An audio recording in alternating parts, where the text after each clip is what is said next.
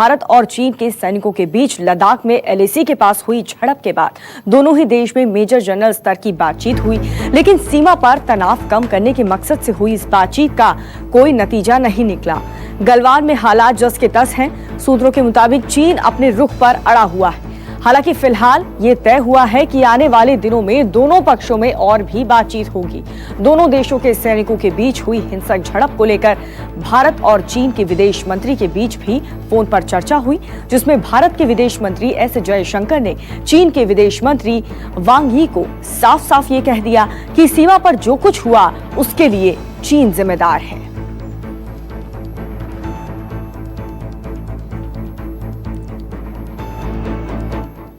तो भारत और चीन के सैनिकों के बीच हुई हिंसक झड़प पर पूरी दुनिया की नजर है। अमेरिका भी दोनों देश के बीच जारी तनाव पर नजर बनाए हुए हैं। व्हाइट हाउस की प्रेस सेक्रेटरी केलेग मैकएनी ने इसको लेकर के बयान दिया है। इसमें उन्होंने कहा है कि अमेरिका की हालात पर नजर है और साथ ही भारत के 20 सैनिकों की मौत पर गहरा दुख भी जताया। अमेरिका पहले ही ये कह चुका है कि दोनों देशों ने तनाव कम करने की इच्छा जताई है और वो मौजूदा हालात के शांतिपूर्ण हल का समर्थन करता है। Is aware of it. We're monitoring the situation between Indian and Chinese forces along the line of actual control in eastern Ladakh. So we've seen that the Indian Army statement that 20 Indian soldiers died as a result of the confrontation today, and we extend our deepest condolences on that. Bharat चीन सीमा की सड़कों के निर्माण पे और तेजी लाने के मकसद से गृह मंत्रालय में अहम बैठक हुई है। इसमें बॉर्डर रोड ऑर्गेनाइजेशन यानी कि ITBP, आर्मी, CPWD और गृह मंत्रालय के अधिकारी मौजूद थे। भारत और चीन सीमा पर कुल 32 अहम रूटों पर सड़क का निर्माण होना है। इन सड़कों के निर्माण को और ज्यादा रफ्तार देने के लिए 1500 मजदूरों को लेह लद्दाख भेजा जा रहा है। आज भी गृह मंत्रालय में भारत चीन सीमा की सुरक्षा को लेकर अहम बैठक होगी।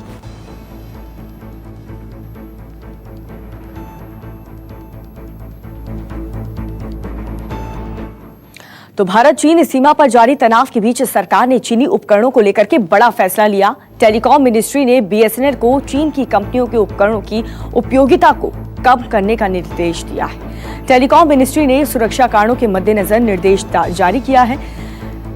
निर्देश दिया है कि 4G फैसिलिटी के अपग्रेडेशन में किसी भी चाइनीज कंपनियों के बनाए उपकरणों का इस्तेमाल न करें। अगर बिडिंग है कोई तो उस पूरे टेंडर को नए सिरे से जारी किया जाए। BSNL के अलावा प्राइवेट सर्विस ऑपरेटर्स को भी निर्देश दिया जाएगा कि वो चाइनीज उपकरणों के इस्तेमाल पर नए सिरे से विचार करें और उसके उपकरणों पर निर्भरता को धीरे धीरे कम करें। चीनी कंपनियों के उपकरणों के नेटवर्क की सिक्योरिटी पर सवाल उठते रहे हैं।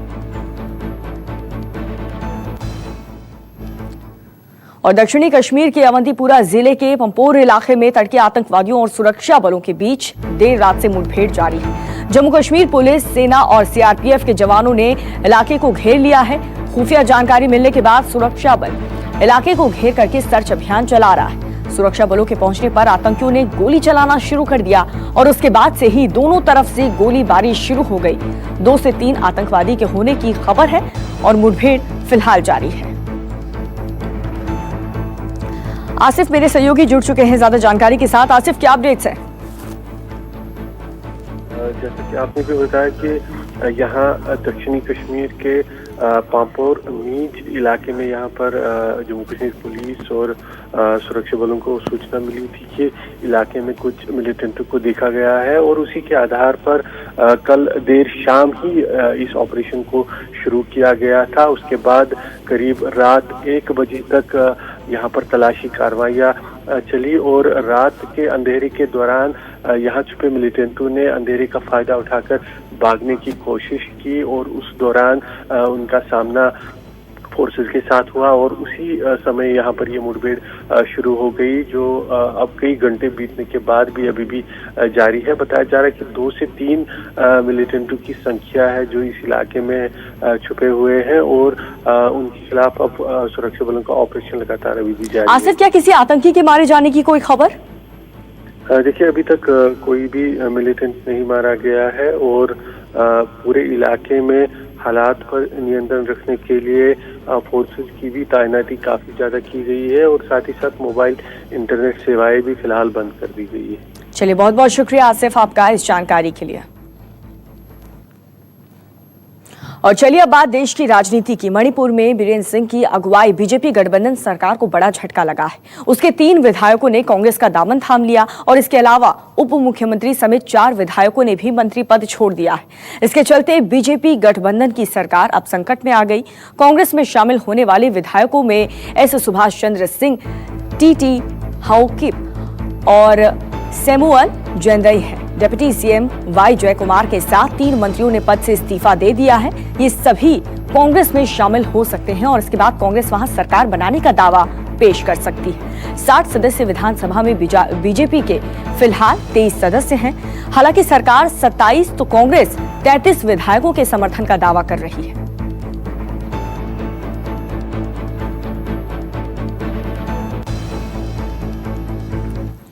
और मणिपुर में बीजेपी गठबंधन खतरे में आ गई है तो राज्यसभा चुनाव से पहले मध्य प्रदेश में कांग्रेस को बड़ा झटका लगा। यहां बीजेपी की डिनर पॉलिटिक्स सफल होती नजर आ रही है। बीजेपी की डिनर पार्टी में कांग्रेस को समर्थन करने वाले एसपी, बीएसपी और निर्दलीय विधायकों के पहुंचने से उसकी रणनीति कामयाब होती दिख रही है। बीएसपी विधायक रामबाई, संजीव सिंह कुशवाहा, एसपी विधायक राजेश शुक्ला तो निर्दलीय विधायक विक्रम सिंह राणा और सुरेंद्र सिंह शेरा भी भोपाल में बीजेपी मुख्यालय पहुंचे। आज शाम 6 बजे बीजेपी दफ्तर में पार्टी के विधायक दल की बैठक होनी है।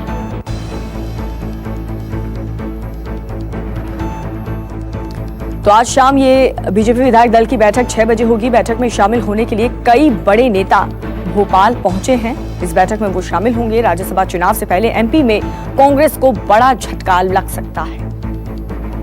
विपिन श्रीवास्तव हमारे साथ जुड़ चुके हैं ज्यादा जानकारी के साथ। विपिन, कांग्रेस के लिए राज्यसभा चुनाव से पहले कितनी बड़ी चुनौती अब की कोशिश करेंगे, लेकिन आज शाम बीजेपी विधायक दल की ये बैठक होने वाली है जिसमें कई बड़े नेता शामिल होने के लिए भोपाल पहुंच चुके हैं। विपिन, हमारे सहयोगी लगातार हमारे साथ बने हुए हैं। विपिन, राज्यसभा चुनाव से पहले कांग्रेस को कितना बड़ा झटका, कितनी बड़ी चुनौती अब कांग्रेस के सामने? देखिए, बिल्कुल बड़ी चुनौती इसलिए है क्योंकि राज्यसभा चुनाव में जिस तरह से कांग्रेस को ये यकीन था कि पिछले जब सरकार बनी थी तब जो निर्दलीय विधायक हैं, बीएसपी और समाजवादी पार्टी के विधायक, तमाम विधायक उसके साथ खड़े हुए थे। लेकिन इन परिस्थितियों में जबकि अब राज्यसभा की वोटिंग होना अब से 1 दिन बाद, तो ऐसे में अगर विधायक ये निर्दलीय और समाजवादी पार्टी और बीएसपी के विधायक अगर बीजेपी की डिनर में शामिल होते हैं तो जाहिर सी बात है कि कांग्रेस यहाँ जिनसे उम्मीद लगाए बैठी थी कि अगर वोटिंग होगी तो ये उनके साथ खड़े होंगे, तो ऐसी अभी उम्मीद यहाँ पर टूटती नजर आ रही है। दूसरी बड़ी वजह है कि कांग्रेस के पास जो मौजूदा परिस्थिति में दिग्विजय सिंह और एक और नाम है जो कि फूल सिंह बरैया है। तो ऐसे में कांग्रेस को अगर वोटों की जरूरत पड़ी तो 52 वोट जो है वो कांग्रेस के सीधे तौर पर दिग्विजय सिंह की पहली प्राथमिकता में जाएंगे। लेकिन बीजेपी अपने साथ 2 विधायकों, 2 जो राज्यसभा में ऐसे उम्मीदवारों को लेकर चल रही, जो खास तौर पर नाम देखा जाए तो एक तो ज्योतिरादित्य सिंधिया और दूसरा सौम्य सिंह सोलंकी हैं। तो यहाँ जो मुकाबला है वो इस बात पर है कि कौन कितने वोट जो जाएंगे उन वोटों के आधार पर तय किया जाएगा, क्योंकि दोनों पार्टियों की तरफ से 2-2 कैंडिडेट तय कर दिए गए हैं। तो सबसे बड़ी दिक्कत जो आ रही है कांग्रेस के साथ, कांग्रेस के पास मौजूदा परिस्थिति में कुल 92 जो है आंकड़ा है विधायकों का, जो खुद के विधायक हैं। लेकिन बाकी बचे हुए जो विधायक थे, जिस बीएसपी और समाजवादी पार्टी और निर्दलीय विधायक मिलाकर जो 7 विधायक है, ये इनको कांग्रेस जोड़कर चल रही थी। लेकिन अब कांग्रेस को इस बात को मानना होगा कि ये विधायक अगर बीजेपी की डिनर पार्टी में पहुंचते हैं तो वो 7 विधायक कहीं ना कहीं क्रॉस वोटिंग में चले जाएंगे। इन परिस्थितियों में अब चूंकि आज फिर आज विधायक दल की बैठक होनी है बीजेपी की शाम 6 बजे बीजेपी कार्यालय में। इसके बाद डिनर भी होगा और जिस तरह से केंद्रीय दल पहुंचा है, चाहे प्रकाश जावड़ेकर हो, नरेंद्र सिंह तोमर हो, तमाम जो केंद्र से प्रभारी हैं वो यहाँ पहुंचे हैं। तो सरगर्म विपिन, आज जो बैठक होने वाली है उसको लेकर के क्या अपडेट है हमारे पास? 6 बजे का वक्त तय किया गया है। बीजेपी कार्यालय में बैठक होगी जिसमें तमाम बीजेपी के विधायक शामिल होंगे और उनके साथ साथ जो खास तौर पर, हालांकि अब अभी तक ये मान के चल रहा है कि ज्योतिरादित्य सिंधिया नहीं पहुंचेंगे यहाँ पर क्योंकि उनको कोरोना संक्रमण थे, इसके चलते उनको अभी यहाँ नहीं पहुंच पाएंगे। लेकिन विधायकों के साथ साथ केंद्रीय दल जो है वो कल रात को यहाँ पहुंच चुका है। ठीक है विपिन, आप नजर बनाए रखें, लगातार जानकारी हम आगे भी आपसे लेंगे। फिलहाल आपका शुक्रिया इस जानकारी के लिए। और चलिए अब बात कर लेते हैं कोरोना की। महाराष्ट्र के बाद अब दिल्ली के निजी लैब में भी कोरोना टेस्ट की जो फीस है वो घटा दी गई है। यहाँ पर कोरोना जांच के लिए 4500 की जगह 2400 रुपए ही देने होंगे। केंद्रीय गृह मंत्री अमित शाह की गठित कमेटी के सुझाव पर रेट कम किए गए। आपको बता दें कि महाराष्ट्र और तेलंगाना में निजी लैब में टेस्ट की फीस घटा करके 2200 रुपए हो गई, जबकि बिहार में टेस्ट का रेट 2500 रुपए तय किया गया। दिल्ली में कोरोना के बढ़ते मामलों को लेकर के केंद्रीय गृह मंत्री की अध्यक्षता में हुई सर्वदलीय बैठक में भी टेस्ट की फीस घटाने का मुद्दा उठा था, जिसके बाद अब यहां पर टेस्ट के लिए 2400 रुपए का रेट तय किया है। इससे टेस्टिंग बढ़ाने में काफी मदद मिल सकती है।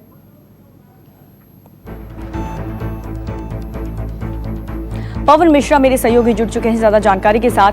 पवन, मुंबई में जैसे ही लैब के जो रेट्स थे टेस्टिंग किट के जो कम किए गए, उसके बाद दिल्ली में भी इसी तरीके की मांग उठ रही थी, क्योंकि फीस काफी ज्यादा है जिसकी वजह से लोग ज्यादा से ज्यादा टेस्ट नहीं करा पा रहे। अब दिल्ली में भी रेट कम कर दिया है। पवन से संपर्क करने की कोशिश करेंगे, लेकिन दिल्ली की निजी लैब में भी अब जो प्राइस है उसे घटा करके 4500 से कम कर दिया है। गृह मंत्री की गठित कमेटी के सुझाव पर यह अहम फैसला लिया गया।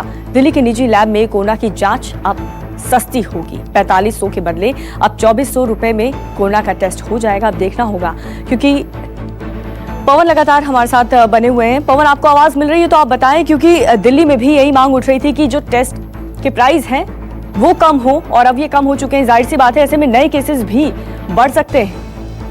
बिल्कुल, नए केसेस तो रोजाना बढ़ रहे हैं, इसे रुकने का नाम नहीं ले रहा है। जबकि खुद दिल्ली के स्वास्थ्य मंत्री जो हैं खुद कोरोना पॉजिटिव पाए गए हैं। लेकिन सबसे अहम सवाल यहाँ पर ये उठ रहा है टेस्टिंग को लेकर। भले ही फीस इसकी आधी कर दी गई है, लेकिन टेस्टिंग अगर पहला जो फेज टेस्ट हो रहा है, मान लीजिए कोई व्यक्ति कोरोना पॉजिटिव पाया जा रहा है और अगले टेस्ट में नेगेटिव पाया जा रहा है, अगर उसको टेस्ट तीसरे फेज में किया जा रहा है, फिर वो पॉजिटिव पाया जा रहा है, तो किट मशीन पर भी इस पर सवाल उठ रहे हैं कि आखिरकार इसको कैसे मैनेज किया जाएगा। सरकार के पास अभी पर्याप्त मात्रा में उतनी किटें मौजूद नहीं है। अब प्राइवेट जो है अब कुछ ही मतलब दिनों की बात हो रही है कि 1-2 दिनों में एक टेंडर निकाला जाएगा और आनन फानन में जो जितने भी किटें हैं उसका भी जो है ज्यादा से ज्यादा व्यवस्था यहाँ पर किया जाएगा।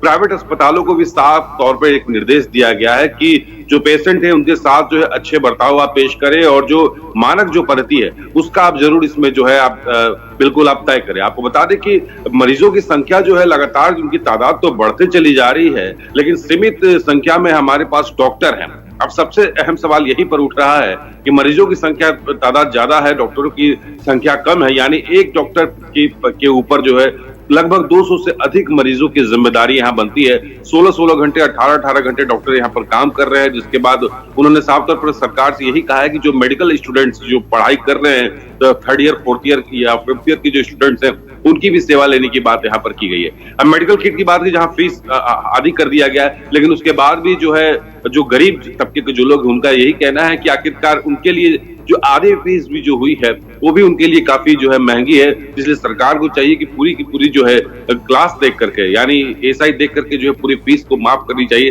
हालांकि अब जो है फीस आधी हुई है तो आम जनता में थोड़ी एक राहत जरूर महसूस हुआ है, क्योंकि बिल्कुल देखना होगा आने वाले दिनों में और कितनी ज्यादा राहत आम पब्लिक को मिलती है। आप बने रहिए हमारे साथ। लेकिन दिल्ली में जिस रफ्तार से कोरोना के मरीज बढ़ते जा रहे हैं, ये कहना गलत नहीं होगा कि यहाँ पर कोरोना बेलगाम हो चुका है। 24 घंटे में दिल्ली में कोरोना के 2414 नए मामले सामने आए, जबकि 67 लोगों की मौत हो गई है। दिल्ली में कोरोना संक्रमितों की संख्या 47,102 हो गई, तो वहीं मरने वालों का जो आंकड़ा है वो 1904 तक पहुंच गया। कोरोना से ठीक होने वाले लोगों की बात करें तो एक दिन में दिल्ली में कोरोना के 510 मरीज ठीक होकर के घर लौटे हैं। अब तक कुल 17,457 मरीज ठीक हो चुके हैं। और दिल्ली के स्वास्थ्य मंत्री सत्येंद्र जैन का कोरोना टेस्ट पॉजिटिव आया है। कोरोना के लक्षण नजर आने के बाद उन्होंने मंगलवार को टेस्ट कराया था, जिसकी रिपोर्ट नेगेटिव आई, लेकिन बुधवार को दूसरी बार जब टेस्ट कराया तो उसकी जो रिपोर्ट आई वो पॉजिटिव आई। बता दें कि दिल्ली के कालकाजी से विधायक आतिशी भी कोरोना संक्रमण की चपेट में हैं। फिलहाल उनमें हल्के लक्षण हैं और उन्होंने खुद को अपने घर में क्वारंटीन कर लिया है। पवन हमारे साथ जुड़ चुके हैं ज्यादा जानकारी के साथ। पवन, जिस तरीके से इतना ज्यादा ख्याल रखने के बावजूद भी जो मंत्री हैं, और इसमें आम और खास की तो जिक्र करने की जरूरत नहीं है, क्योंकि हर दूसरा आदमी देखा जाए तो पॉजिटिव पाया जा रहा है। जी, आपको हम अगर दिल्ली के आंकड़े की बात बता दें तो दूसरा आदमी नहीं, हर 5वां आदमी जो है इसमें संक्रमित हो रहा है। और आपको अगर बता दें कि लोधी रोड शमशान घाट, गाजीपुर शमशान घाट की जो कमेटी के जो लोग हैं वो भी कोरोना पॉजिटिव हो रहे हैं। यानी कोरोना का जो वायरस है, डर है, जो शमशान घाट में अगर कोई व्यक्ति की बॉडी जलने जा रही है और वहाँ जो मदद करने के लिए आगे आ रहे हैं, वहाँ भी हो रहा है। भगत सिंह सेना के का जो है एनजीओ है नाम से, उसके कुछ वर्कर्स हैं, वॉलंटियर्स हैं, उसके 5 जो हैं वॉलंटियर्स जो है संक्रमित इसमें पाए गए हैं। तो आमतौर पर अगर देखिए कि जब कोई मंत्री, जब कोई विधायक की जिम्मेदारी बनती है कि क्षेत्र का दौरा करे या क्षेत्र में जाना भी पड़ता है, लोगों से मिलना भी पड़ता है, रोजमर्रा की कई ऐसी चीजें होती है जिन्हें सुलझाना बहुत जरूरी भी है। लेकिन बार बार जो है कॉलर ट्यून के माध्यम से, सरकार विज्ञापन के माध्यम से लोगों को एहतियात बरतने की बात कही गई। लेकिन आप भी अगर सड़कों पर जाकर के आप देखती होंगी कि कई सारे लोग हैं जो नियमों की धज्जियां उड़ाते आपको दिख जाएंगे, चाहे ई रिक्शा की बात करें या फिर ऑटो की बात करें या रेहड़ी पटरियों पर भी अब खुलेआम लोग खाना खाते आपको दिख जाएंगे। यानी सरकार बार बार ये बात कह रही है कि मास्क लगाकर चले, दूरी थोड़ी बना करके चले। हालांकि चालान तो इस पर किया जा रहा है, बड़े पैमाने पर चालान काटा जा रहा है कि जो मास्क नहीं पहन रहे हैं। लेकिन सबसे अहम बात बिल्कुल पवन, हम देख रहे हैं क्योंकि काफी लोग हैं जो वो मास्क नहीं पहन पा रहे हैं और उनसे पूछे जाने पर वो रीजन जो दे रहे हैं वो यही कि गर्मी बहुत ज्यादा है, ऐसे में मास्क नहीं पहनना। इसका मतलब कोरोना का डर जो है वो पूरी तरह से कई लोगों में खत्म होता नजर आ रहा है, जो कि काफी ज्यादा गंभीर विषय है। बहुत बहुत शुक्रिया पवन।